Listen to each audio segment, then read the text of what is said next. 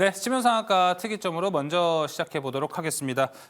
올해 처음으로 또 이 자리에 앉게 됐습니다. 오늘 또 누가 결혼을 했구나 생각이 드실 것 같습니다. 자, 오늘은 박춘현 매니저가 건강상의 문제로 오늘은 출연하지 못하고 오늘은 그래서 두 분과 함께 하도록 하겠습니다. 금요일 멤버 먼저 소개하도록 하겠습니다.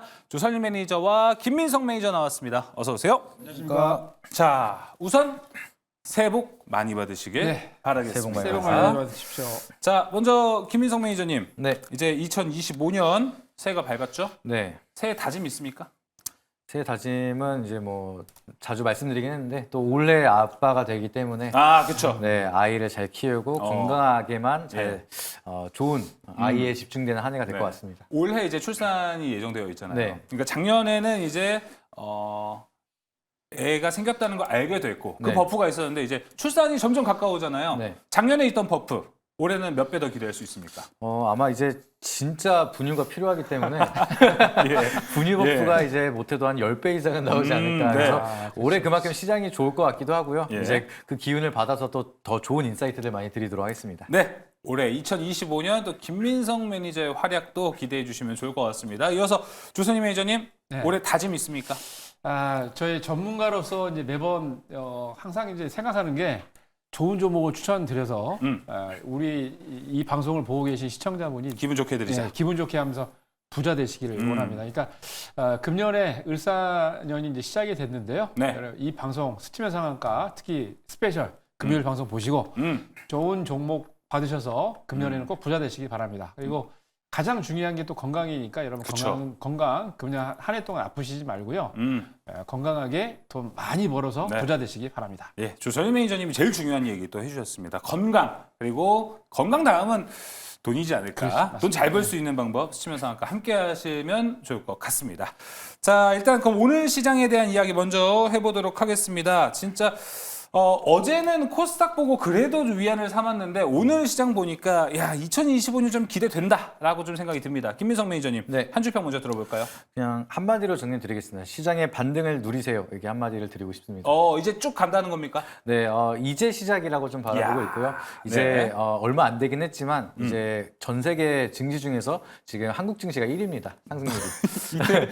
이틀이지만 그래서 시작 자체가 이제 세계 1위로 달려가고 있기 때문에 네. 이 1위를 놓치지 않고 가는 그런 모멘텀이 굉장히 중요하다라 좀 바라보고 있고요. 네. 제가 저번 주에도 이제 금요일 날 방송에서 말씀을 드렸던 게 환율을 1,500원을 찍고 조정을 받는 게 아니라 여기서 바로 조정을 받는 게 가장 베스트다라고 말씀을 드렸는데 다행히 환율이 더 올라가지 않고 조정을 받으면서 증시가 반등이 이어지는 사이클이 여기서 계속 만들어진다라고 하면은 오히려 외국인에 대한 매수세가 좀 더 적극적으로 시장에 들어올 수가 있습니다. 그러면은 여기서 바닥을 기점으로 좀 상승 사이클이 좀 더 강하게 좀 지속성 있게 올라갈 수 있을 거라고 좀 바라보고 있고요. 네. 뿐만 아니라 이제 1월뿐만 아니라 이제 적어도 1분기에는 여기에 대한 스탠스가 좀 많이 열려 있는 상황이기 때문에 상승에 대한 룸은 여전히 많이 남아 있기 때문에 이 상승을 좀 누리실 필요가 있다라고 말씀드리고 싶습니다. 상승을 누려보자, 반등을 누려보자.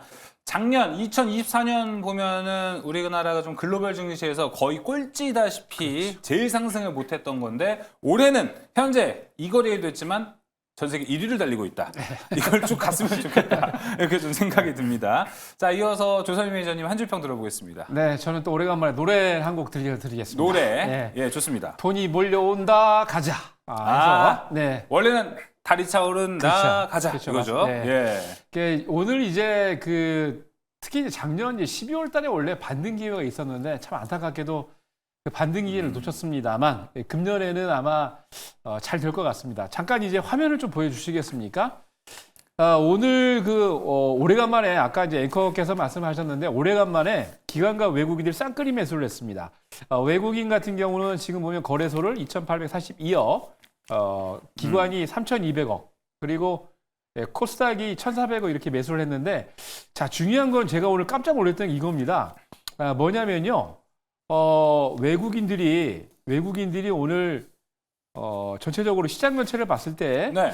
선물 금액을 장중에 한 1조 원 이상 매수를 하더라고요. 맞아요. 1조를 네, 샀다더라고요. 제가 드디어 때가 왔구나라고 생각이 들었는데 선물을 매수한다는 얘기는 현재 지금 주가의 가격보다 한 달 뒤 가격이 더 높아질 수 있다는 것을 의미하는 거죠. 그래서 장 마지막에 조금 팔아서 7천억 정도 이상 선물 매수 금액이 들어왔는데 전체적으로 봤을 때 외국인들, 기관들도 매수를 하고 있습니다만 외국인들은 전폭적으로 지금 한 달 뒤에 주가가 더 좋다라는 생각을 하고 있기 때문에 제가 봤을 때는 분명히 우상향에서 올라간다는 말씀드리고 싶고요. 네. 그리고 이제 차트를 조금 보면 여러분들 뭐 잘 아시겠습니다만 매년 연봉 차트를 좀 보여드리겠습니다. 지난 그 코스피도 그렇고요, 코스닥도 그렇고 매년 짝수해는 2021년 코로나 이후부터 더 심화가 됐는데 짝수해는 이렇게 조정을 하고 콜수해는 그렇죠. 이렇게 반등을 하는지, 그죠? 예, 특히 코스피, 코스닥 마찬가지입니다. 그래서 코스닥 같은 경우에도 짝수해는 조정을 하고 콜수해는 강하게 올라왔는데 제가 봤을 때 2년 전 여러분 잘 아시는 뭐 2차 전지 종목들 급등하면서 막 엄청나게 장을 끌었던 장이 왔는데 이번에도 기술주의 장이 온 것 같습니다. 그래서 뭐 1월 7일부터 1월 9일까지 10일까지 미국에서 CES 2025가 진행이 되는데 점차적으로 뭐 다음 주죠. 네. 다음 주부터 시작을 해가지고 상반기 때 아주 강하게 올라갈 수 있는 섹터를 여러분 잘 구분하셔서 공략을 하신다면 정말 금년에 작년에 여러분 돈 많이 까먹으셨죠? 그거 충분히 여러분들이 보존 다 하고 네. 돈 많이 벌 수 있을 것 같습니다. 예. 금년에는 열심히 투자하시기 바랍니다. 알겠습니다. 새해 다짐의 연장선일 수 있을 것 같고 네. 좀 더 이유와 근거가 들어간 설명이라고 볼 수 있을 것 같습니다. 자, 그렇다면 김민석 매니저님 시장 이야기 한 가지만 하고 넘어가 보도록 할게요. 네. 오늘 시장 정말 잘 올라갔습니다. 가장 큰 이유는 뭐라고 보세요?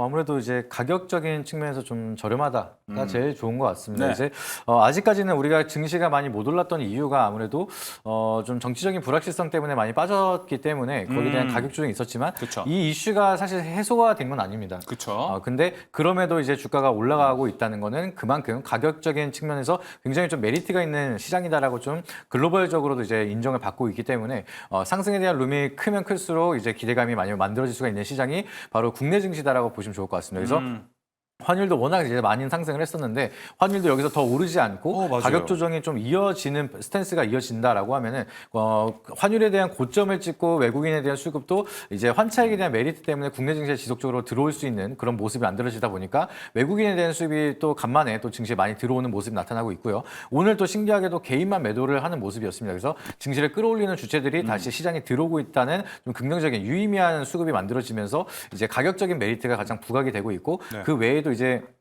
연말에 대주주 양도세를 회피하기 위한 이제 물량들도 다시 한번 증시에 들어올 수가 있고요. 이제 금융투자소득세 폐지가 됐기 때문에 거기에 대한 좀 대기 자금들도 시장에 서서히 들어오는 구간이 들어왔다라고 보시면 좋을 것 같습니다. 네, 알겠습니다. 안 그래도 지난주 이 시간대 김민석 매니저가 환율에 대한 우리 얘기했었잖아요. 네. 그때가 이제 1,480원대를 넘어가가지고 네. 장중에 우리가 이거 지금 1,500원까지 열어둬야 되나요 했는데 김민석 매니저가 그게 고점이고 이제 찬찬히 좀 내려갈 거 아니냐. 거기에 대한 우리가 시장의 반등을 같이 좀 노려보자라고 이야기했는데 딱 들어맞았던 것 같기도 합니다. 네, 다행히 또 거기서 더 올라가면 사실 포모 현상이 나타나면서 그쵸. 1,550원 이상도 좀 바라봐야 되는 상황이기 때문에 네. 그게 최악의 시나리오고 여기서 더 오르지 않고 그냥 좀 가격 조정이 나타나면서 횡보만 하더라도 이제 달러가 여기서 고점이다라는 스탠스만 보여지더라도 증시는 반등이 나올 거라고 좀 예측을 하고 있었는데 네. 다행히 그 흐름대로 가고 있어서 좀 증시도 긍정적인 방향성이 더 커지고 있다라고 보시면 좋을 것 같습니다. 알겠습니다. 자, 시장에 대한 이야기 전반적으로 좀 들어봤습니다. 이제 다음 주 섹터별로 우리는 좀 어떤 이야기를 나눠야 하는지, 어떤 전략을 세워야 되는지 특이점을 통해서 먼저 확인해 보도록 하겠습니다. 첫 번째 특이점 열어주시죠.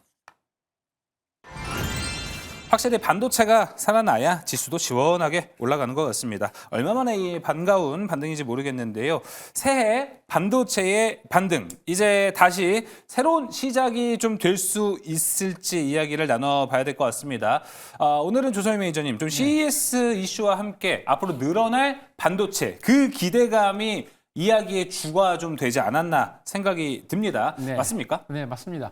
보통 이제 CES에서 기본적으로 이제 이번에는 말씀을 드렸습니다. 지난주에도 말씀을 드렸는데, 한 7년, 6년 이상 보통 AI 관련해서 이슈가 많았습니다. 근데 이번에는 7년 만에 양자 컴퓨터, 퀀텀이죠. 관련해가지고 이슈가 부각된다라고 말씀을 드렸는데 벌써 미국의 그 CES 2025를 주도를 하는 게 CTA라는 그룹인데 CTA 그룹의 회장이 얼마 전에 여자분으로 바뀌었죠. 그분이 지난달에 이제 어떤 언론 인터뷰를 통해서 앞으로 2025년도부터는 양자컴에 대해서 여러분이 관심을 가져야 된다라고 말씀을 드렸는데 여기서 중요한 건 그겁니다. 양자 컴퓨터에서도 중요한 거는 메모리 반도체고요. 양자컴에 쓰고 있는 메모리 반도체도 HBM과 연결이 돼 있습니다. 그렇기 때문에 지금 사실 뭐 SK 하이닉스가 독주 체제로 지금 잘 나가고 있는데 네. 중요한 거는 오늘은 이제 우리 김민희 의원님이 또 SK 하이닉스 또 잘 아시니까 관련해서 말씀을 드릴 거고 저는 삼성 쪽에 좀 포커스를 맞추려고 그래요. 오늘 단독 보도도 있었어요. 네네. 삼성이 참 안타깝게도 그동안에 삼성전자가 여러분 잘 아시겠습니다. 원래 HBM2를 2015년도에 가장 빨리 전 세계에서 독자적으로 단독 개발한 기업이 바로 삼성전자입니다. 근데 HBM2가 사실 이게 기본적으로 만들었던 직렬 연결되어 있는 그런 메모리 반도체보다 HBM2가 병렬 연결이잖아요. 그렇죠. 그래서 이게 사실 고객사들이 주문하는 게 너무 많기 때문에 좀 까다롭고 거기다가 이거를 다 맞추면서 하기에는 시간도 많이 걸릴 뿐더러 거기다가 너무나도 많은 로직과 함께 어려움도 있고 거기다가 돈이 안 될 것 같다는 생각에 그 HBM 부서를 좀 축소하는 바람에 사실 삼성전자가 개발은 먼저 해놓고 이거를 누리지 못했거든요. 그래서 후발 주자였던 SK 하이닉스에 이걸 뺏겼는데 오늘 단독 보도된 내용을 보니까 삼성전자가 HBM4 관련해갖고 이제 오늘 발표가 있었습니다. 특히 이제 보통 이제 로직 다이라는 게 있어요. 로직 다이는 뭐냐면 보통 일반적으로 여러분들이 잘 아실 겁니다.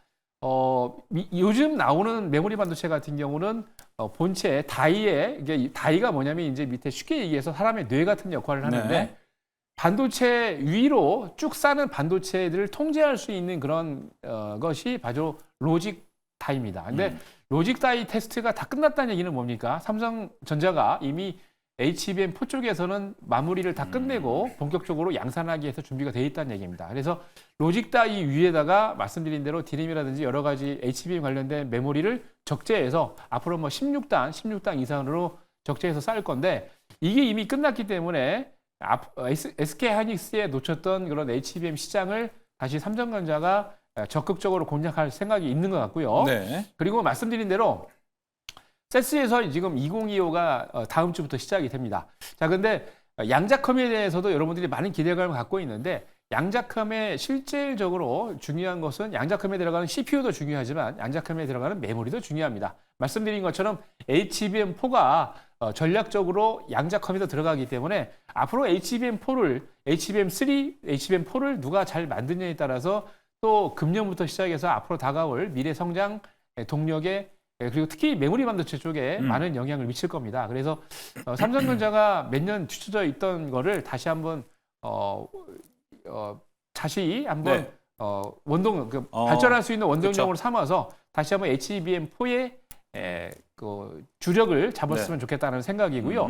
그리고 지금 말씀드렸던 대로 이런 상황이 전개가 된다면 SK 하이닉스는 이미 HBM 쪽을 꽉 잡고 있기 때문에 캐파 사이즈가 좀 어느 정도 있는 상태고 삼성전자가 다시 HBM4에 전력적으로 진출해서 또 나머지 갖고 있는 파일을 같이 분할을 한다면 우리나라가 그동안 했던 메모리 반도체의 마켓 쉐어를 충분히 튼튼하게 가지고 갈 수 있는 역량이 되기 때문에 앞으로 저는 기대하고 있는 바고요. 네. 분명히 HBM4 그리고 양자 컴퓨터 쪽에서 삼성전자의 질주가 예상되는 바 앞으로 좀 관심 있게 지켜보시면 좋을 것 같습니다. 네, 알겠습니다. 일단 삼성전자가 HBM4 이 두뇌 로직 다이를 생산한다. 그로 인해서 이제 엔비디아를 통해 HBM4를 좀 이제 그 전과는 다르게 자유롭게 좀 납품할 수 있지 않을까라는 이 단독 보도입니다. 한 언론사의 단독 보도가 있었기 때문에 오늘 좀 기대감이 묻어는 났지만 그래도 주가상으로 보자면은 윗거리가 아주 미세하게 좀 달리면서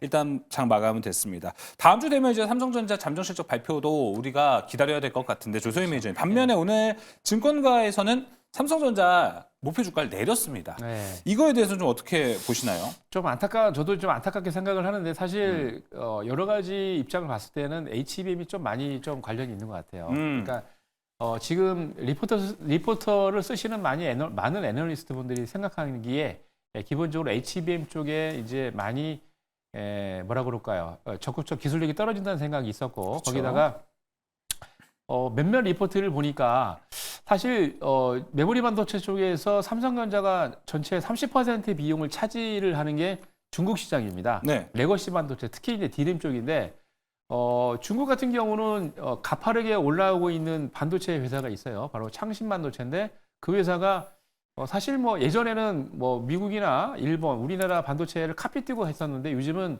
조금 잘 만들고 있나 봐요. 그래서 여러분들 뭐 잘 아시겠습니다만 중국이 뭐 반도체 굴기를 얘기를 하면서 올라오고 있는데 중국 자체적으로도 중국 내에서 중국 기업이 만든 제품을 중국 기업들이 써라라는 거를 계속해서 어필을 하고 있고 중국 정부가 지시를 하고 있는 바 삼성전자가 지금 만약에 중국 쪽에서도 30%의 비중을 차지하고 있는 메모리 쪽, 특히 레가시 반도체, D램 쪽에 저렴한 가격의 이제 메모리 반도체를 시장을 뺏길 수 있다. 그런 리포트가 있더라고요. 근데 네. 제가 보기에 삼성전자의 저력은 뭐 계속해서 나올 거라 보고요. 창신 반도체가 뭐 주력해서 나오긴 할 겁니다. 중국 쪽에서는. 근데 기본적으로 여태까지 했던 실력을 다시 한번 발휘를 해서 리포트는 좀 많이 하향 조정했습니다만 네. 다시 한번 삼성전자가 성장할 수 있는 그런 토대를 만들어서 다시 한번 달렸으면 좋겠습니다. 네. 사실 모두가 아실 거예요. 작년 2024년 삼성전자의 퍼포먼스는 그렇게 좋지 않았다라는 맞습니다. 거를 지금 시청하시는 분들도 많이 인정하실 것 같은데 올해는 좀 달라지지 않을까라는 기대를 걸 수밖에 없습니다. 네, 맞습니다. 거기에 대해서 우리는 조금 기대를 해보자. 우리가 이야기를 정리해 볼게요. 자, 이어서 김민석 매니저님. 네. 자, 일단은 올해 반도체 이 섹터는 어떻게 좀 투자를 해야 될까 여러 가지 생각을 했는데 연말에 뭐 에이직 이야기도 나왔어요. 그런데 지금 최근에 SK하이닉스는 반면에 목표 주가는 계속해서 좋게 흘러가는 것 같습니다. 이거는 작년과 다름없이 올해도 HBM이 중요한 투자 포인트가 아닐까 생각이 좀 들기도 합니다. 네, 여전히 좀 HBM은 중요한 투자 포인트가 될 거라고 좀 네. 생각을 하고 있고요. 과거에 이제 인텔이랑 엔비디아를 비교를 하게 되면은 우리가 엔비디아가 이제 GPU에 대한 좀 역사 굉장히 깁니다. 그쵸. 근데 옛날에 인텔이 CPU로 혼자 돈을 계속해서 벌 때도 엔비디아는 포기하지 않고 GPU만 계속해서 고집을 하다가 이제 성수기가 딱 맞이한 게 이제 비트코인 채굴 시장이 엄청나게 좀 활성화가 되기 시작을 하면서 실적이 많이 개선이 되기 시작을 했고요. 그리고 제2의 전성기를 맞이한 게 지금 AI에 대한 열풍이 나타나기 시작을 하면서 GPU가 엄청나게 판매가 되고 있습니다. 이거랑 마찬가지로 삼성전자도 이제 HBM에 대한 모멘텀이 있었고 SK하이닉스도 HBM에 대한 모멘텀이 있었지만 이제 삼성전자는 포기했고 포기하지 않았던 SK하이닉스에 대한 빛을 발하는 지금 시기가 굉장히 중요하다라고 좀 바라보고 있는데 앞서서 인텔이랑 엔비디아가 여기에 대한 모멘텀이 엇갈리기 시작을 하면서 지금은 따라갈 수 없을 정도로 엔비디아가 빠르게 성장을 했는데 그만큼 후발주로서 쫓아가는 게 아무래도 이제 많이 불리할 수밖에 없습니다. 그래서 삼성전자는 그동안에 포기했던 시간을 따라가는데 많은 시간이 소요될 거고 거기에 대한 좀 많은 투자가 필요한 상황인데 SK하이닉스는 미리 준비했었던 이제 라인업이라든지 거기에 대한 기술력을 가지고 있기 때문에 HBM에 대한 모멘텀은 지속적으로 좀 많이 끌고 갈 수가 있다고 좀 생각하고 있고요. 그리고 이 HBM이 중요한 게 원래는 AI를 개발하는 이제 인공지능 개발하는 용도로 사용을 하면서 그쵸. 많이 사용을 하기 시작을 했는데 이제는 뭐 다 들어갑니다. 지금 테슬라도 HBM4를 사겠다라고 얘기를 하고 있고 자율주행에도 필요하고 로봇에도 필요하고 이제 앞으로 성장하는 모든 산업에는 대부분 HBM이 필요한 상황이 만들어지고 있습니다. 그렇게 된다라고 하면은 엔비디아를 필두로 해서 SK하이닉스도 그렇고 삼성전자도 그렇고 여기에 대한 좀 인프라가 계속해서 커질 수밖에 없는 상황이고요. 사실상 이제 삼성전자냐 SK하이닉스냐 여기에 대한 좀 인프라 싸움을 많이 생각을 하시는 것 같은데 이게 한정적인 인프라고 여기서 더 성장하지 그쵸. 못한다라고 하면은 사실 그게 굉장히 중요하다고 생각하고 있지만 제가 봤을 때는 이 인프라는 앞으로 더 커질 수밖에 없기 때문에 둘 다 좀 강세를 보여주면서 둘 다 좋은 실적을 만들어내지 않을까라고 좀 바라보고 있습니다. 근데 그 와중에서도 주가 측면에서는 결국에는 먼저 선두를 치고 있는 SK하이닉스가 좀 더 올해도 강한 흐름을 보여주지 않을까 좀 이렇게 좀 차이점을 두고 바라보고 있습니다. 네, 알겠습니다. 올해도 HBM의 시간이고 거기는 또 선두주자 상위 1티어인 SK하이닉스가 또 상승세를 이끌어갈 수도 있다라고 이야기를 해줬습니다. 주선희 매니저님도 이번에 올해 2025년 반도체 투자라고 봤을 때 가장 큰 키워드는 HBM이라는 데는 인정을 하십니까? 네, 맞습니다. 근데 좀 잠깐 요거 하나 보여드리고 좀 가도록 할게요. 네. 많은 분들이 이제 걱정을 많이 하시는데 저도 사실 이제 AI 쪽에 네. 사실 여러분들 잘 아시겠습니다만 미국이나 다른 기업들, 다른 국가들의 AI 기술이 너무 뛰어나다라고 그러잖아요. 화면을 좀 보여주시죠. 네. 예. 그렇습니까? 화면을 좀 키워주시면 좋을 것 같아요. 세스 이거 광고가 좀 있어가지고 이 정도 하면 될까요? 네. 네, 세스 2022 CS? CS 2025에 이 광고 때문에 제가 그랬는데 CS 예, 요것만 좀 캡처해 주시죠. 예. 일단 최대한 말로 해주세요. 네. 제가 좀 깜짝 놀랐던 게 지금 화면에 지금 보이시죠? 네. 예.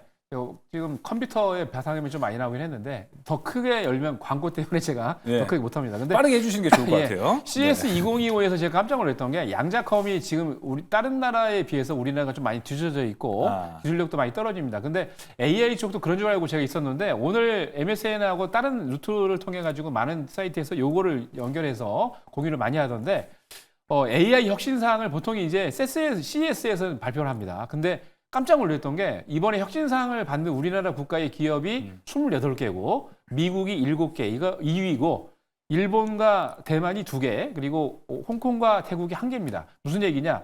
이 미국보다 우리나라가 벌써 지금 보면은 한 4배 이상 더 많다는 얘기죠. 그 정도로 기술력이 뛰어난 기업들이 많이 나왔다는 얘기인데 양자컴에서 지금 메모리 반도체가 굉장히 중요해서 우리나라 SK하이닉스, 삼성전자가 좀 준비를 하고 있는데 소프트웨어 기업들도 그러니까 하드웨어적인 얘기를 지금 하고 있는데 우리가요. 소프트웨어 기업들도 분명히 우리나라에 이런 기업들이 치고 나가서 잘 할 수가 있습니다. 그래서 네. 많은 분들이 너무 AI 뒤쳐져 있지 않느냐, 양자컴이 뒤쳐져 있지 않느냐 이렇게 생각하시는데 양자컴도 여러분 아시겠습니다만 미국에 상장되어 있는 아이온큐도 그죠? 예. 바로 우리나라의 김 교수님이 창업했던 그런 기업들인데 앞으로 양자 쪽에서도 굉장히 많은 퍼포먼스를 낼 겁니다. 그래서 메모리 반도체를 만들고 있는 SK 하이닉스와 삼성전자도 여러분 중요하고요.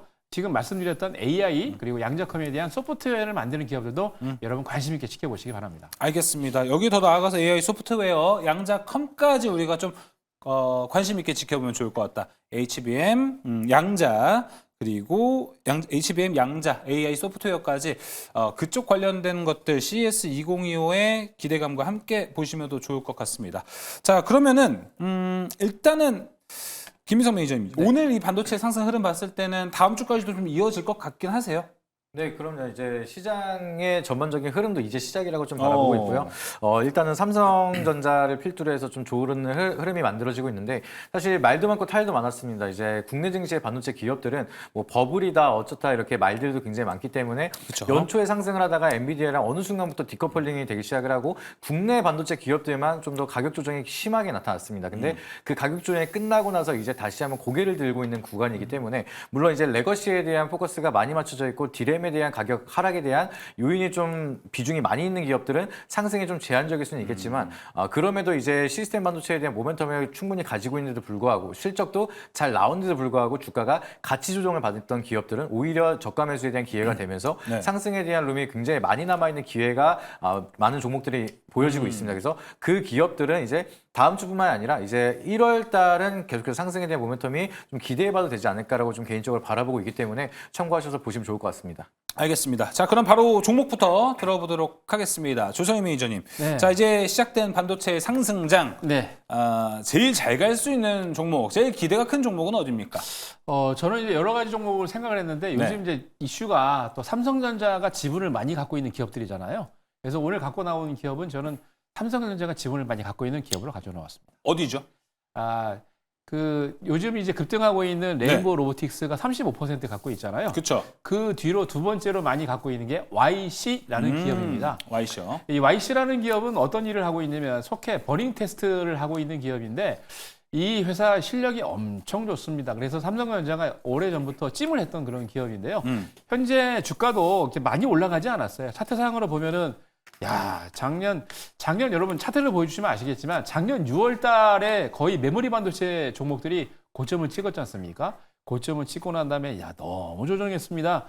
22,000원짜리가 지금 보시면 8,000원까지 거의 한 3분의 1 도막 났는데요. 그러고 난 다음에 천천히 우상향을 하고 있는데 말씀드린 대로 YC는 기술력이 있는 회사고 그리고 삼성전자가 11% 이상의 지분을 갖고 있습니다. 제가 보기에 이런 기업들 다시 한번 튀어올 수 있으니까 네.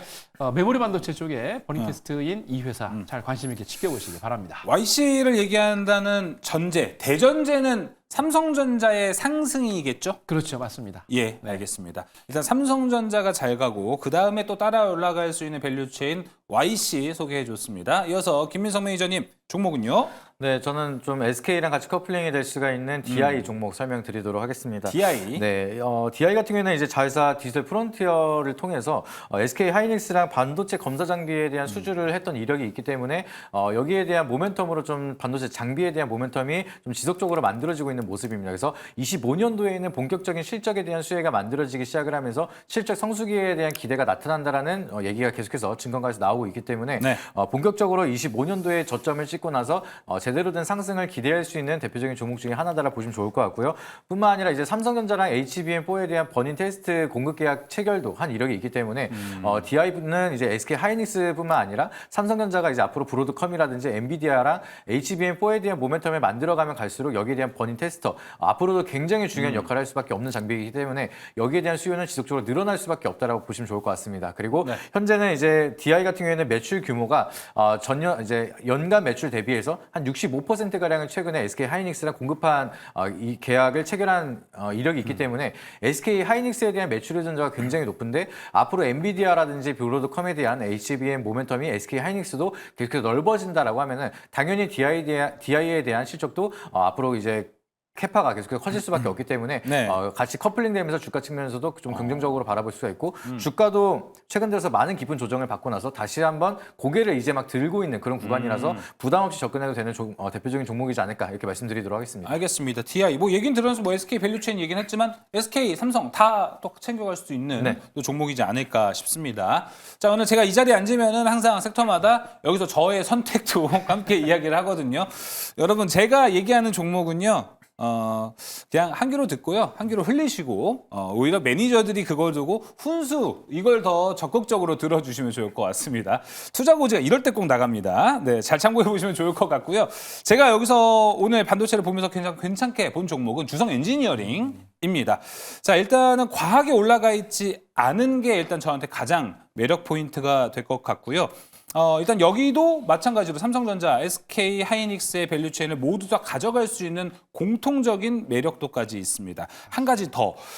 이제 주성 엔지니어링은 이제 전반적인 반도체 장비 회사로 알려져 있는데 오늘처럼 SK 하이닉스가 최근에 SK 하이닉스를 보면은 HBM 다 팔았다. 솔드아웃 됐다. 이번 올해 거 다 팔렸다 얘기를 하죠. 근데 SK 하이닉스의 HBM을 모두 계속 원하기 때문에 SK 하이닉스가 선택할 수 있는 건 증설이 아닐까. 증설한다면 장비에서 또 올라갈 가능성이 있지 않을까라고 생각을 해서 현재 주성 엔지니어링 괜찮은 것 같은데 라고 생각이 들어서 저는 오늘 이걸 얘기해 보도록 하겠고요. 자, 먼저 김민성 매니저님 훈수 한번 들어볼까요?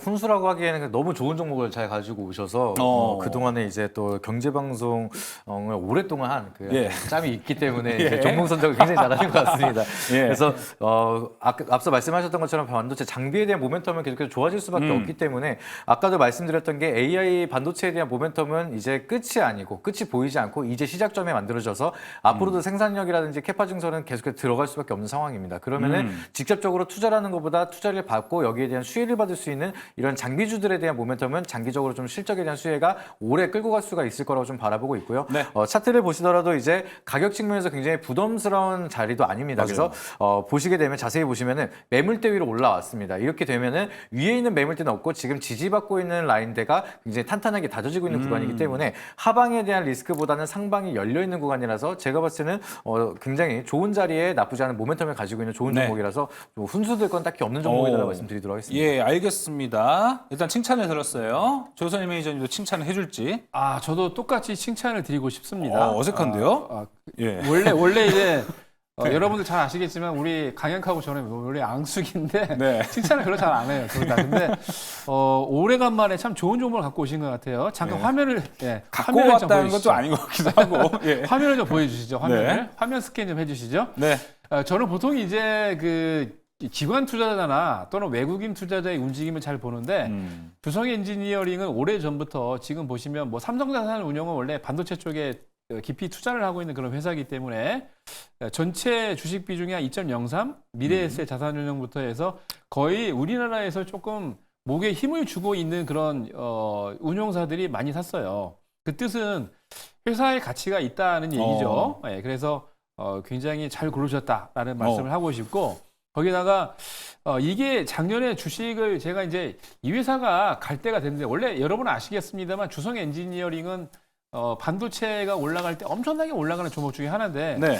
희한하게 작년에 못 가더라고요. 그러니까 왜 그런가라고 봤더니 매출과 영업이 EPS가 2023년에 보면은 그러니까 2022년에 한 주당 EPS가 2,200원까지 올라갔다가 2023년도에 700원까지 떨어졌어요. 3분의 네. 1토막이 난 거죠. 그쵸. 그 정도로 돈을 못 벌었는데 작년에 다시 2,200원대로 그러니까 재작 2년 전 대비 작년 매출과 영업이익 다 올라가서 EPS도 주당 순이익도 무려 3배 이상 껑충 떴다는 얘기죠. 네. 그래서 이제 제가 보기에 갈 때 된 것 같아요. 네. 그래서 오래간만에 지금 추천하러 오셨는데 정말 우리 강앵커가 추천한 종목 중에 오래간만에 괜찮은 종목이다라고 네. 말씀드리고 싶습니다. 추천이 아니고 밑에 써 있습니다. 선택.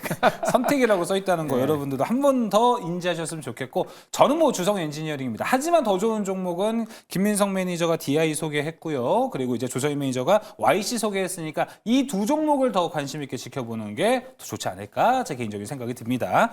자, 첫 번째 특이점 여기서 마무리하도록 하겠습니다. 이어서 두 번째 특이점 넘어갑니다. 두 번째 특이점 열어주시죠. 자, 일단 최초로 테슬라의 2024년 인도량이 감소했다는 소식에 오늘도 2차 전지는 또 힘들겠네 했지만 오늘 미국, 중국 수출 규제 호재에 여기에도 반응을 크게 했어요.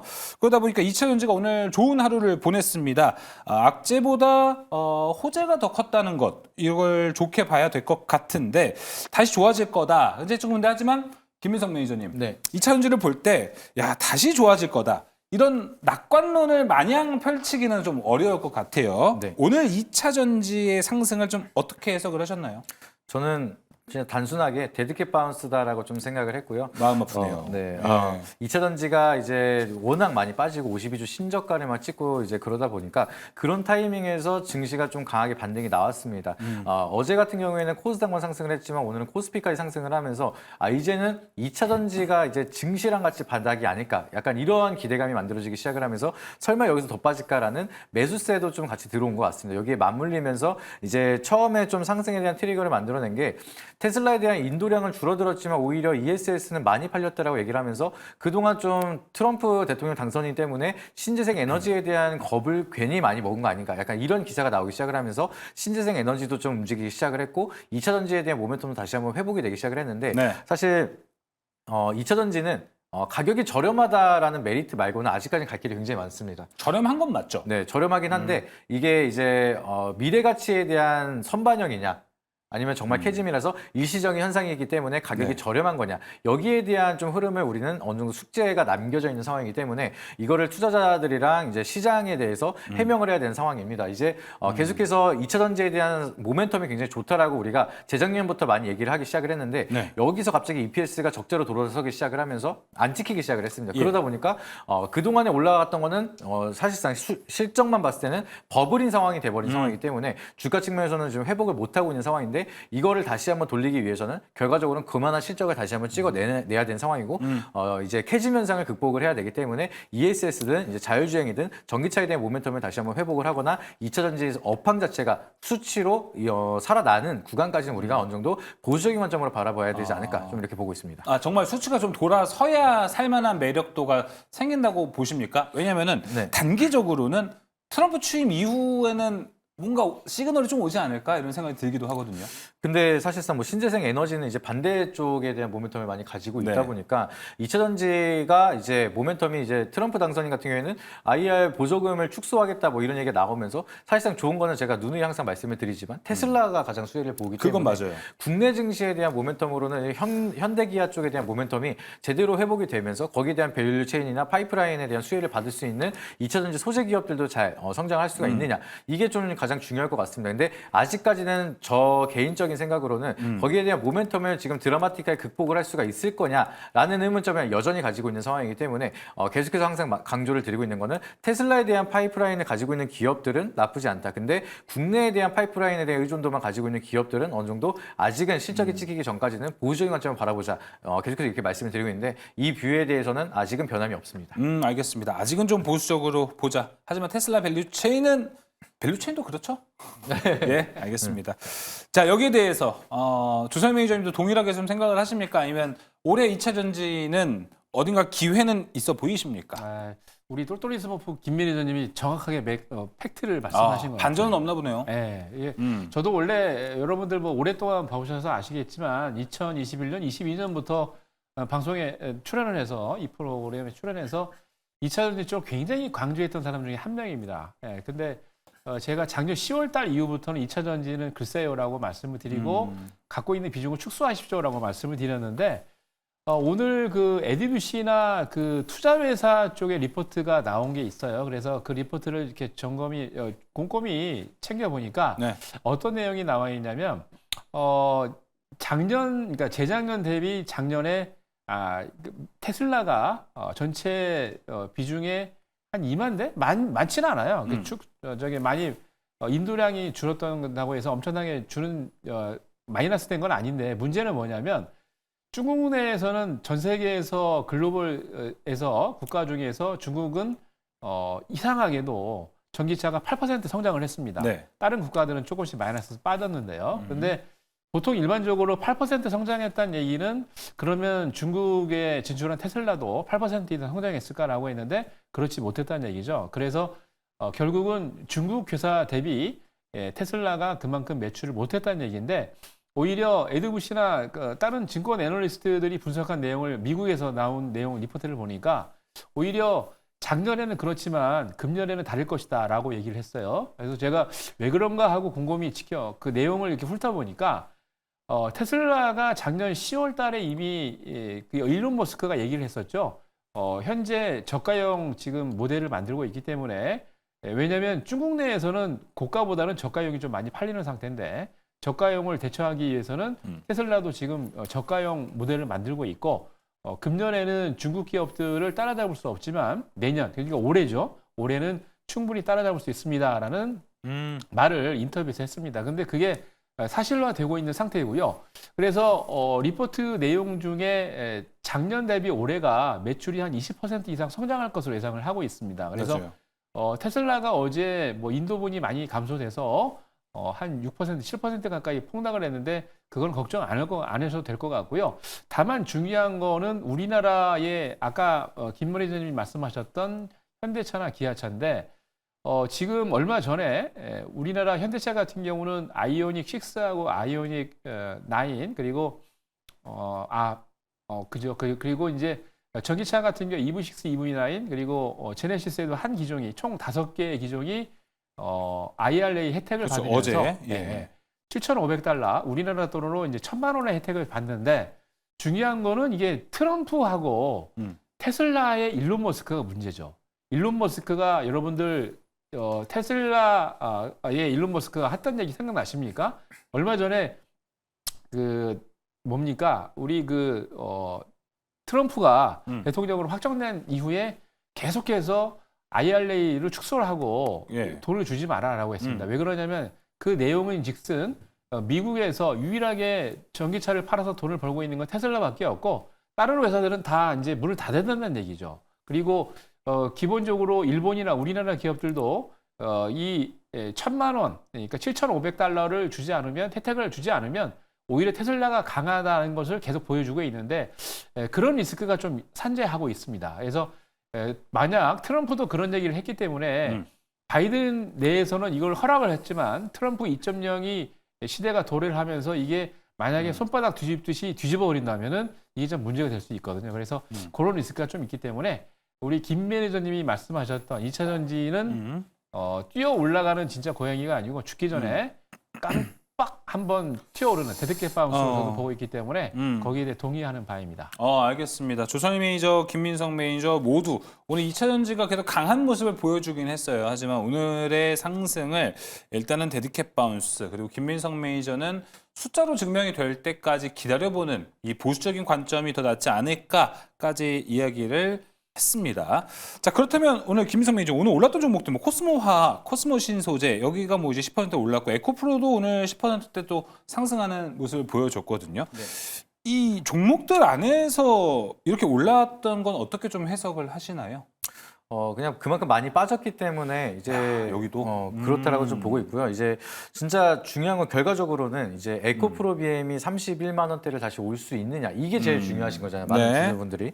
근데 결과적으로 이제 에코프로 BM 같은 경우에는 31만 원대까지 회복을 해야지만 대국민 탈출이 가능합니다. 이제 굉장히 많은 주주분들이 여기에 이 가격대에 물려 있는 상황이기 때문에 그래서 많은 분들이 2차 전지에 대한 반등 이제 뭐 장이 좋든 안 좋든 많이 빠지면 데드캣 바운스도 있고 오르고 내리고 반복을 하는데 결과적으로 이 지속성 있게 결국에는 상승에 대한 룸이 여기 이상으로 갈 수가 있느냐 그거를 말씀드린 게 가장 중요할 네. 것 같습니다. 그래서 뭐 장이 좋으면 여기 따라 올라가면서 일시적인 반등은 나타날 수가 있지만 현재 실적이라든지 현재에 대한 모멘텀 가지고는 사실상 저는 31만 원대까지 회복을 하기에는 사실 힘들다라고 좀 바라보고 있습니다. 그만큼 좀 보수적인 관점으로 좀 보고 있기 때문에 지금 같은 반등은 뭐 주가가 이제 계속해서 우하향을 하면서도 일시적으로 반등이 나오는 경우는 굉장히 많았습니다. 근데 이런 반등에 대한 사이클 정도라고 저는 생각을 하고 있고 이게 제대로 된 반등 사이클을 돌릴 수 있는 트리거가 될 수 있는 구간은 네. 여전히 아니기 때문에 아직은 보수적으로 좀 접근하는 게 맞다라고 네. 보시면 좋을 것 같습니다. 알겠습니다. 김민석 매니저님, 그러면은 뭐 그렇게 종목이 있지는 않을 것 같습니다. 하지만 그래도 뭔가 종목을 골라보자면 어떤 종목을 보시는 게 맞다고 보시나요? 뭐 2차 전지 관련돼서 이제 항상 말씀드리는 게 2차 전지 굳이나 투자하시겠다라고 하시면은 굳이 하겠다면. 네. 모아 가겠다라고 하시면은 이제 LNF를 보셔라라고 말씀을 드리는데 네. 항상 테슬라에 대한 밸류체인 그쵸. 파이프라인을 가지고 있는 기업을 선택을 하라고 말씀을 드립니다. 추가적으로 뭐 LG에는 솔루션도 있고요. LNF 이 두 가지를 대표적으로 많이 말씀을 드렸는데 이제 LNF를 추가적으로 말씀을 드린 이유가 테슬라가 인도량은 줄었지만 ESS에 대한 판매량은 늘었다라고 이제 발표를 했습니다. 근데 ESS에 대해서 이제 판매량이 증가가 되면은 여기에 대한 양극재도 수요가 같이 늘어날 수가 있고 LNF는 테슬라한테 양극재를 이제 공급을 하고 있고요. 그리고 또한 LG 에너지 솔루션에도 양극재를 공급을 하고 있는데 또 LG 에너지 솔루션은 테슬라의 배터리를 공급을 하고 있기 때문에 양쪽에 대한 양극재 모멘텀이 이제 계속해서 좋아지고 있고 ESS에 대한 판매량이 늘어난다라고 하면은 LNF는 이제 많은 2차 전지 속에서도 소재 쪽에 대한 모멘텀으로 실적에 대한 모멘텀이 어느 정도 회복이 될 수 있을 거라고 바라보고 있습니다. 그래서 뭐 종목들은 굉장히 많지만 그 중에서 테슬라에 대한 밸류체인을 가지고 있는 LNF는 여전히 나쁘지 않은 모멘텀을 가지고 있다라고 보시면 좋을 것 같습니다. 알겠습니다. LNF 이야기했습니다. 굳이라고 설명을 해줬고 2차 전지 지금 모아간다면 그래도 이 테슬라 밸류체인에 같이 있다는 걸 지금 6개월 내내 강조를 하고 있지 않나 네. 이렇게 좀 생각이 듭니다. 이어서 조정희 매니저님. 네, 저는 이제 2차 전지 얘기가 나오면 맨날 하는 얘기가 하나밖에 없습니다. 대장이 안 가면 못 가는 거죠. 그래서 매번 LG 에너지 솔루션을 말씀을 드리고 있는데 또 같은 괴가 있네요. 두 분 다. 예. 참 이 종목이 참 안 갑니다. 2차 전지들이 뭐 캐즘 구간인데 사실 많은 전문가들이 뭐 작년 상반기 때 캐즘 구간을 뚫고 나면 올해 상반기 때부터 강하게 2차 전지가 나올 것이다라고 그랬는데 이게 뭐 어쩌다 한 번씩 이렇게 데드캣 바운스만 한번 나오고 움직이고 난 다음에 이게 반등인가? 라고 해서 들어왔던 그쵸. 분들이 콩 물려갖고 또 팔지도 못하고 이러니까 데드캣 바운스가 나올 때는 여러분 관망을 하셔야지 야 이게 진짜로 가는구나 라고 해서 들어오시면 절대 안 됩니다. 그래서 네. 조금 시간적인 여유를 두시고 LG 에너지 솔루션을 보시긴 보시되 말씀드린 대로 한번 시간적인 여유를 두고 쫓아가시는 게 좋을 것 같습니다. 네, 알겠습니다. LG 에너지 솔루션 이야기했고 여기서도 마찬가지로 저도 LG 에너지 솔루션을 이야기해 보도록 하겠습니다. 왜냐하면 저도 여기 사실 2차 전지 지금 굳이 매수를 해야 되나라는 그렇죠. 데에는 두 분의 의견에 좀 동의를 합니다. 하지만 굳이 보자면 2차 전지 안에서 LG 에너지 솔루션이 차트가 무너져 있지는 않구나 유일하게. 그리고 조선희 매니저 앞서 얘기해 주셨던 것처럼 대장이 움직여야 또 딴 데가 먼저 움직이지 않겠습니까? 딴 데가 또 따라 움직이지 않겠습니까? 하지만 일단은 고비가 될 것 같은 건 사더라도 저는 1분기 실적 이제 곧 나올 실적 있죠. 4분기 실적이 나오고 나서 사는 게 낫지 않을까? 왜냐면 그때 현재 어닝 컨센으로 봤을 때는 적자 폭이 더 커진 걸로 나와 있거든요. 현재는. 이걸 또 주가가 감당하기에는 어렵지 않을까? 이렇게 좀 생각이 듭니다. 김성 매니저님, 이건 어떠세요? 이건 LG 에너지 솔루션은 조선 매니저님 얘기해 주셨으니까 차라리 사더라도 실적 발표 이후에 사는 건 어떻게 보세요? 저는 이제 사실 2차 전지를 갖고 와라 그래서 들고 오긴 했는데 아직은 2차 전지 쪽은 그래도 LG 에너지 솔루션이 그나마 대장이기 때문에 말씀을 드렸는데요. 네. 2차 전지 쪽은 조금 이따가 좀 보셔야 되지 않을까. 더 늦게? 발표를 하더라도 네. 제가 보기에는 충분히 지금 3바닥, 4바닥 이상을 잡아야 네. 그러고 난 다음에 올라와야 정확히 가는 거지 예. 지금은 아직 아닌 것 같아요. 그래서 네. 실적이 좋게 나온다 하더라도 말씀드린 대로 조금 준비를 하고 있다가 기는 안목을 갖고 너무 빠르게 들어가지 마시고요. 조금 늦게 사더라도 확인을 하신 다음에 사는 것도 늦지 않을 것 같습니다. 알겠습니다. 자, 이어서 김민석 매니저님. 네. 이러다가도 테슬라는 너 언제든지 갑자기 급등해서 올라갈 수 있습니다. 네. LG 에너지 솔루션은 그거 따라갈 수 있다고 보시나요? 어느 정도 커플링은 하겠지만 상승폭이 그렇게 좀 기대만큼 가지는 않을 거라고 생각하고 있습니다. 물려있는 자금들이 굉장히 많기 때문에 어느 정도 좀 매수는 뒤로 미루면서 좀 흐름을 지켜보는 게 가장 중요하다고 생각을 하고 있고요. 근데 2차 전지에 대한 뷰를 이렇게 안 좋게 말씀을 드린다고 해서 주주분들이 조금 많이 속상하실 거라고 생각을 하긴 하는데 그럼에도 증시에 대한 방향성은 굉장히 크게 상승이 남아있는 구간이라서 2차 전지에 투자를 해서 아직까지는 자금이 묶여 있으신 분도 다른 종목으로 만회할 수 있는 그런 시기입니다. 그렇기 때문에 굳이나 2차 전지로 우리가 승부수를 띄우면서 이걸로 끝까지 승부를 보겠다라고 이제 욕심을 내시기보다는 어느 정도 인정을 하시면서 다른 종목으로 이제 만회를 할 수 있는 기회들도 굉장히 많기 때문에 2차 전지를 급하게 바라볼 필요는 절대 없다라고 말씀을 드리도록 하겠습니다. 네, 잘 말씀해 주신 것 같아요. 급하게 볼 필요 없다 2차 전지까지 이야기해보면서 두 번째 특이점도 마무리해 보도록 하겠습니다. 이어서 세 번째 특이점 넘어갑니다. 세 번째 특이점 열어주시죠. 자, 오늘 반도체 2차 전지가 올라서 그런 걸까요? 테크 종목들이 올라가다 보니까 그동안 증시에서 엄청나게 올라가던 조선은 오늘 조금 쉰 하루를 보여줬습니다.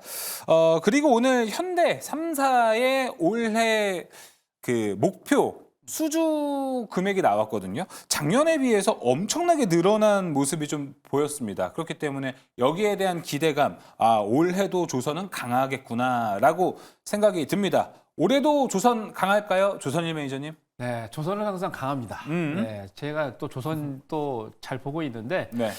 화면을 좀 캡처를 좀 해주시죠. 네. 선박 수출 추이가 얼마 전에 여러 지면을 통해서 언론을 통해서 발표가 됐는데 이게 이제 어제 오늘 나왔던 건데요. 선박 수출 추이를 보니까 2020년도부터 197억 4,900만 달러부터 시작을 해가지고 229억 달러까지 올라갔다가 코로나 때 이때 조금 주춤했어요. 왜 그러냐면 2021년도 때 저도 이제 여러분 아시겠습니다만 금요일 날 나와가지고 추천드렸다. 그때 현대미포조선이었죠. 네. 추천했다가 거의 한 30-40% 수익 냈다가 이렇게 했었는데 그때 잘 나가던 이 조선주들이 뒤로 한 발짝 물러선 게 뭐냐면 갑자기 그때 후반 가격이 올라가 버린 겁니다. 그래서 후반 가격이 올라가면서 이게 많이 이제 수주를 받으면 마이너스 되잖아요. 그래서 적자 안 좋기 때문에 그때 수주량이 좀 줄었다가 2022년 181억을 지금 찍고 달러입니다. 이게 256억 달러까지 많이 올라왔습니다. 그러니까 우리 앵커께서 말씀하신 것처럼 지금 매출액도 굉장히 많이 올라가고 있는데 특히 우리가 일반적으로 생각하고 있는 거는 뭐 전 세계에서 뭐 중동도 그렇고 미국도 그렇고 지금 발주가 막 나오기 시작을 하고 있고 우리가 간과했던 부분이 또 인도입니다. 인도 쪽에서도 굉장히 많은 LNG선이나 발주를 막 시작을 하고 있는데 제가 얼마 전에 지금 화면에 보고 계신 이건 뭐냐면 클락슨이 신조선 그렇죠. 수치를 만들고 있는 신조선가인데 보통 신조선가의 고점이 2008년도 리먼 사태 나오기 전에 191.58이었습니다. 근데 11월달, 12월달까지 작년 11월달까지 나온 클락슨 신조선가를 보니까 189.18이에요. 이 신조선가는 아시겠지만 숫자가 높으면 높을수록 인도되는 배의 가격이 높게 쳐지는 겁니다. 점점 배값이 비싸진다는 얘기인데 말씀드렸던 대로 전 세계에서 클락슨 수치가 만들어지고 난 다음에 가장 비쌌던 게 2008년도 191.58이었는데 조금 있으면 189.18이기 때문에 한 2.4%포인트만 올라가면은 2008년도 고점을 뚫어버립니다. 무슨 얘기냐? 그만큼 지금 조선 가격, 신조선 가격이 그러니까 쉽게 얘기해서 새로 만든 배들이 엄청나게 비싸게 팔리고 있다는 얘기죠. 자, 이게 하루 이틀 진행되는 게 아니고 제가 보기에는 충분히 지난 그 2021년도에도 말씀을 드렸었는데 네. 한 3년 내지 5년치는 이미 먹거리가 쌓여 있지 않습니까? 예. 근데 지금도 계속 말씀드린 대로 인도나 신흥국들 그리고 뭐 LNG선을 도입하려고 의도를 하고 있는 많은 국가들이 지금도 많이 지금 계약 체결을 준비를 하고 있기 때문에 그렇게 된다면 이 사이클이 3년, 5년 이상 또 갈 수 있는 사이클이 되거든요. 왜냐? 배를 여러분 아시겠지만 도크에 대고 배를 만들기 때문에 그 장소에서 배가 만들어지고 인도되지 않은 이상 거기서 또 새롭게 배를 만들 수가 없습니다. 맞아요. 그래서 도크가 한정이 되어 있기 때문에 한정된 도크 내에서 배를 만들 수 있는 것들이 이미 1년치가 다 그러니까 계약이 쌓여져 있고 이게 보통은 3년 정도는 지금 차고 있는데 앞으로 한 1년 내지 2년 동안은 더 계약이 LNG선 때문에 진행이 될 것 같으니까 그렇게 되면은 3년, 5년 이상 충분히 신조선가도 올라가면서 당연히 수주된 것들도 많이 높아지다 보니까 매출과 영업이익이 많이 좋을 것 같습니다. 그래서 앞으로 조선 쪽은 여러분들이 꼭 봐야 될 업종물의 하나고 2년 전에 가다가 좀 주춤해서 멈추긴 했습니다만 본격적으로 지금 드라이브를 걸면서 뭐 오늘은 IT 기업들, IT 쪽이 반짝해서 강하게 올라가기 때문에 조선 쪽이 조금 조정을 했는데 제가 보기에는 앞으로 장이 좋아지면은요. IT 쪽 가더라도 조선이 이제 밀리지 않습니다. 같이 가는 장이 오니까 걱정하지 마시고 조선에서 대장주들 관심 있게 지켜보시기 바랍니다. 오, 알겠습니다. 조선인 매니저는 안 그래도 제가 이걸 물어보려고 했습니다. 오늘 기술주들이 워낙에 우리나라에서 좋았다 보니까 조선주가 그렇게 잘 달려가다가 오늘 쉬었어요. 뭐 한국주선해양이 오늘 3.4%가량 빠졌고 현대미포가 4.9%, HJ중공업이 3.13% 이렇게 하락한 걸 보면은 오늘 쉬어갔긴 했다. 확실히 여기가 이제 반도체 2차 전지 조선 양립하기는 어렵겠구나라고 좀 생각이 들어서 당분간 오늘 반도체가 좀 강하게 움직인 신호탄이라면 조선 좀 힘들지 않을까라고도 생각이 들거든요. 매니저님은 어떻게 생각을 하십니까? 증시가 반등이 되면은 거래 대금도 계속해서 늘어나기 시작을 할 거고요. 그러다 보면은 조선주에 대한 좀 커플링 현상도 계속 어느 정도 이어질 겁니다. 왜냐하면 조선주는 그동안 너무 많이 올랐기 때문에 바닥에 좋은 종목을 사기 위해서 수익인분들은 이제 조선주를 매도하고 이제 매수하면서 여기에 대한 순환 사이클이 들어오는 것 같은데 이거 말고 시장 외에 있는 대기 자금들이 시장에 들어오기 시작을 하면 좀 풍부한 유동성으로 조선에 대한 모멘텀도 같이 끌고 갈 수 있을 거다라고는 바라보고 있지만 저는 개인적으로 생각을 하는 게 조선주는 많이 오르긴 했습니다. 신고가 영역인 종목들이 너무나 많기 때문에 우리는 바닥에 있는 종목들도 앞으로에 대한 기대 상승률을 많이 가져갈 수 있는 종목들도 굉장히 많은데 과연 이 조선주가 그거에 대한 리스크를 떨쳐내고 기대 수익률을 더 많이 가져갈 수 있을 거라는 시장에 대한 투심을 끌고 갈 수가 있을 것이냐. 약간 그거에 대한 의구심은 있거든요. 그래서 근데 어느 정도 이제 올해가 마지막 상승 사이클이라고 좀 생각을 하고 있습니다. 조선주는. 보통 이제 조선주가 오랜 기간 조정을 받다가 한번 상승하기 시작을 하면 2, 3년 정도는 사이클이 가는데 올해가 이제 마지막 3년 사이클이거든요. 그래서 이 마지막 3년 사이클을 어느 정도 잘 끌고 간다라고 하면은 올해도 나쁘지 않은 수익률을 어느 정도 이어갈 수가 있을 거라고 좀 바라보고 있지만 기대 수익률 면으로 봤을 때는 미래 기술에 대한 모멘텀 CS2025에 대한 참여하는 그런 종목들이 좀 더 기대 수익률을 많이 가져갈 수 있을 거라고 좀 바라보고 있고요. 이미 많이 떠 있는 종목을 이제 와서 뒤늦게 잡으면서 좀 리스크를 감내하고 들어가기에는 조금 늦지 않았나 이런 생각도 좀 가고 있습니다. 알겠습니다. 올해가 좀 마지막일 수 있고 바꿔서 얘기하면은 지금 반도체 안 그래도 떨어져 있으니까 우리가 수익률 챙겨 먹을 수 있는 게 더 많은 쪽을 보는 게 좋지 않아? 이렇게 얘기를 했고요. 반면 조선인 매니저는 앞에서 지금 도크 쫙 채워준 걸로 보면 앞으로 이 사이클은 최소 2년은 가지 않을까라고 이야기를 좀 엿들을 수 있었는데 매니저님은 차라리 지금 조선도 살 것 같아요. 그렇죠. 지금 이제 현재 아까 말씀드린 것처럼 한 2, 3년 이상, 3년 내지 5년 이상의 수주 물량이 이제 계속 쌓이다 보니까 그렇게 된다면은 제가 보기에 작년, 재작년 바닥을 잡고 주가가 올라오긴 했습니다만 제가 보기에는 충분히 여력 있게 갈 수 있는 모멘텀은 있다, 룸이 남아있다라고 보여지고요. 차트를 잠깐 보여드릴까요? 보통 일반적으로 이제 경기가 좋아지기 시작을 하면은 지금 이제 사실 경기가 좋다고 말할 수 없습니다만 경기가 바닥을 찍고 올라가면서 조선업종도 화랑을 보이기 시작을 합니다. 왜 그러냐면 경기가 좋아지면서 이게 돈이 많이 풀리고 이게 배들이 보통 보면은 막 5천억, 6천억, 1조 원 넘는 배도 많기 때문에 돈이 아무리 많은 선사들도 기본적으로 이걸 현금을 다 주고 사오지 않습니다.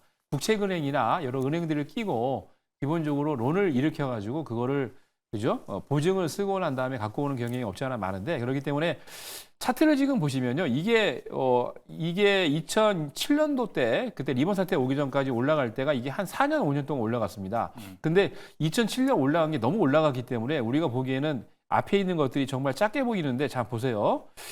2007년도 이전에도요. 보시면은 이게 하나하나가 올라갔던 게 거의 뭐 저가가 31,000원에서 78,000원까지 2배씩 올라갔거든요. 그렇죠. 맨 오른쪽에 빨간색 꽉 찬 게 너무 올라서 그렇지. 그렇죠. 저도 이게 엄청나게 오른 맞습니다. 거죠. 이것도 지금 보면은 저가가 11만 원에서 52만 원까지 한 5배 올랐어요. 그러니까 매년 지금 더블씩 올라가서 지금 바닥에서부터 올라갈 때도 처음에 이제 2003년도 출발할 때도 15,000원짜리가 41,000원까지 3배 이상 올라갔던 거거든요. 그러니까 이게 말씀하신 것처럼 2007년도 때 5배 이상 올라갔기 때문에 커서 그러는데 예. 이게 지금 2003년도부터요. 2배, 3배씩 계속 갔습니다. 그러고 지금 보시면 한 5년, 6년을 갔는데 제가 보기에 특별하게 리먼 사태 같은 특별한 금융 악재가 나오지 않으면 제가 보기에는 뭐 그런 상황도 없어 보이니까 충분히 2, 3년 이상 갈 수 있다라고 보여지고요. 금년뿐만이 아니고 저는 내년까지도 충분히 갈 수 있다고 보여집니다. 네, 진짜 어렵네요.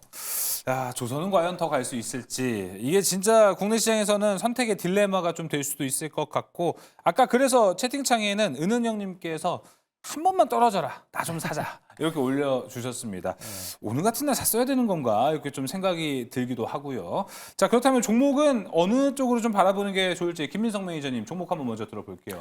네, 뭐 상대적으로 신고가 영역에 가지 못한 종목이 좀 리스크가 덜하다라고 좀 개인적으로 생각을 하고 있고요. 하나오션 같은 경우에는 주가가 이제 뭐 드라마틱하게 엄청 오르지도 않고 오늘 같은 날에도 선방을 하면서 잘 버텨줬습니다. 그렇게 된다라고 하면은 패닉셀이 쉽게 나타나지 않고 그래도 매수 자금들이 이렇게 시장에서 반응이 되고 있고 보유하고 있는 주주들도 쉽게 좀 패닉에 빠지지 않고 있다라고 좀 보시면 좋을 것 같습니다. 그래서 매도세가 그렇게 상대적으로 많지 않기 때문에 이렇게 물량이 잘 잡혀져 있고 이탈하지 않는다라고 하면은 하방보다는 상승에 대한 여력이 어느 정도 남아 있다라고 좀 해석을 하고 있기 때문에 하나오션은 그거 외에도 뭐 여기에 대한 모멘텀 너무나 많이 설명을 드렸습니다. MRO에 대한 이야기도 굉장히 많이 말씀을 드렸기 때문에 거기에 대한 시장 부각이 만들어지기 시작을 한다라고 하면은 지금 구간에서 신고가 영역으로는 한번 트라이할 수가 있기 때문에 네. 조선주에서도 아직 리스크가 비교적 덜한 하나오션을 주목할 필요가 있다라고 말씀드리도록 하겠습니다. 비교적 덜한 리스크가 비교적 덜합니다. 그리고 MRO 색깔도 같이 띄고 있기 때문에 하나오션 보면 좋을 것 같습니다. 이어서 조선희 매니저님. 네, 저는 픽으로 HD 현대중공업을 저는 픽을 했는데요. 이 종목 화면을 좀 보여주시면은 네. 자산운용사들이 상당히 많이 샀어요. 지금 보면은 뭐 신한자산운용부터 해가지고 삼성자산, 뭐 우리나라 국내를 대표하는 대표적인 운용사들이 많이 가지고 있습니다. 네. 거기다가 실적이 원래 뭐 전체적으로 다 아시겠습니다만 조선업종군들이 2021년, 22년이 화두가 뭐였냐면 적자에서 턴어라운드 하는가였는데 턴어라운드를 못했었거든요. 근데 2023년부터 매출이 껑충 뛰기 시작을 하면서 영업이익도 드디어 턴어라운드를 했고요. EPS를 보면은 2021년, 22년까지 적자를 내고 있다가 자 보세요. 2023년에 한 주당 278원을 벌던 이 회사가 와 4,991원 20배 늘었습니다. 20배. 예? 이 무슨 얘기입니까? 돈을 그만큼 많이 벌었다는 얘기거든요. 그러면은 제가 보기에 HD 현대중공업 지금 가격대가 너무 싸다라고 보여지고요. 근데 아까 앵커께서 말씀하셨어요. 오늘 빠질 때 오늘 사야 되냐? 그렇지 않습니다. 왜죠? 너무 올랐기 때문에 보통 보면은 주가가 제가 이제 여러분들 윌리엄 오닐의 캔슬림 바로 이제 머그컵을 컵 잔을 얘기를 하죠. 신고가를 내고 난 다음에 꼭 조정이 들어옵니다. 그래서 보통 이렇게 신고가를 내고 난 다음에 꼭 21선, 빨간 선이 지금 21선인데 21선까지 충분히 들어와요. 그러니까 너무 급하게 여러분들 잡으려 가지 마시고 쫓아가지 마시고 26만 원 정도 밑에까지 좀 온다면 기다리고 있다가 26만 원 밑으로 온다면 그게 매수 포인트다라고 생각하시고 분할 매수 관점에서 매수하시면 좋을 것 같습니다. 예, 알겠습니다. HD 현대중공업 그리고 하나오션 두 매니저의 선택이었습니다. 어떻게 보면 두 분 다 MRO에 집중을 하고 있는 것 아닐까? 왜냐하면 요새 조선 그냥 다 차트가 고가에 있는데 여기에 뭔가 특징 하나 필요해. 라고 생각한다면 MRO이기 때문에 두 종목을 고르지 않았나 생각이 듭니다. 그래서 여기서 저의 선택도 저는 그래서 STX 엔진을 한번 선택을 좀 해봤습니다. 제가 STX 엔진을 일단 선택한 이유 중에 하나는 주가가 고가권에 있지 않습니다. 그리고 이것 또한 아직 뭐 시장에 반영은 안 된 것 같은데 MRO 여기도 충분히 할 수 있다라고 저는 이 기대감을 주가가 먹는다 생각한다면 여기서 올라갈 수 있는 퍼포먼스는 또 대단하지 않을까라고 생각이 들어서 MRO와 STX 엔진이 연결된다면 현재 덜 오른 종목치고 올라갈 폭발력은 좋겠다라고 좀 생각이 들어서 선택을 한번 해봤습니다. 훈수 들어봐야겠죠, 주선일 매니저님? 네, 저는 STX 엔진보다는 그 종목도 좋긴 한데 예. 아예 MRO 쪽을 하시려면은 여러분들이 이제 조금 잘 모르시는 분들도 계시는데 보통 하나 시스템 하면 방산이라고 생각하잖아요. 하나 시스템은 방산이죠. 그죠. 하나 시스템 방산 뭐 아니면 뭐 우주항공 그런 쪽으로 많이 생각을 하시는데 네.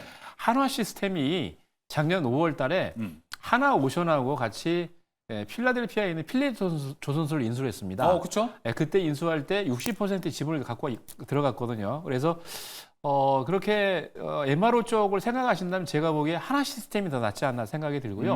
하나 시스템 같은 경우는 말씀드린 대로 우주항공, 방산, 그다음에 왜냐하면 이제 GPS를 사용해 가지고 배를 또 관측하거나 제어할 수 있는 컨트롤을 갖고 있는 시설도 그런 기술력도 있기 때문에 네. 배도 다 들어가고요. 관측 기술이나 모든 것들이 다 되어 있기 때문에 한화 시스템은 속해 있는 업종군들이 한 4-5개 됩니다. 그러니까 아예 MRO도 그렇고 하시려면은 제가 보기에 한화 시스템이 더 낫지 않나라고 말씀드리고 싶습니다. 숨겨진 MRO 하나 그렇죠. 시스템. 그렇죠. 알겠습니다. STX 엔진 들어봤고요. 추가적으로 김민성 매니저님, 훈수는? 지금 MRO 시장에 대한 진입 접근이 사실 쉽지가 않습니다. 지금 굉장히 중요한 게 MRO는 미국 시장에 대한 MRO 시장의 수주를 따내야지만 이게 좀 모멘텀이 좀 강하다라고 보시면 좋을 것 같은데 정부에서 쓰는 예산만 하더라도 20조가 넘어가는 시장이기 때문에 미국의 MRO를 따는 게 굉장히 중요하다라고 얘기를 하고 있는 건데 STX 엔진이 이제 MRO에 대한 시장을 할 수도 있을 거라는 기대감이 있을 거라고 말씀을 하셨지만 이게 사실 쉽지가 않습니다. 존스법이 개정이 안 되어 있습니다. 지금 존스법이 계속해서 유지가 되고 있기 때문에 미국인과 미국 내에서만 진행을 해야 되는 이 법안이 계속해서 유지가 되고 있는 상황이고요. 이제 기대감을 가져갈 수가 있는 거는 선박법이 새롭게 개정이 된다라고 하면은 미국 내에서도 미국인이 되어 있는 법인으로 이제 다른 국가에서도 이제 거기에 대한 수혜를 받을 수 있게끔 개정을 하는 게 선박법이기 때문에 이 선박법이 통과가 돼야지만 이제 작년에 되지 않았죠. 이제 폐기가 됐기 때문에 여기에 대한 선박법이 수혜가 되기 위해서는 시간이 아직 걸리기 때문에 차라리 MRO에 대한 수주가 명확하게 있는 기업을 선택을 하는 게 훨씬 더 기회비용을 살릴 수가 있지 않을까 이렇게 바라보고 있습니다. 알겠습니다. 저희 선택 STX 엔진이고요. 한 귀로 듣고 한 귀로 흘리시고 조선일 매니저의 HD 현대중공업, 김민성 매니저의 하나오션을 더 집중해서 보시는 게 좋은 전략이 되지 않을까 싶습니다. 자, 이보다 더 디테일한 정보들 어디서 얻을 수 있는지 김민성 매니저님.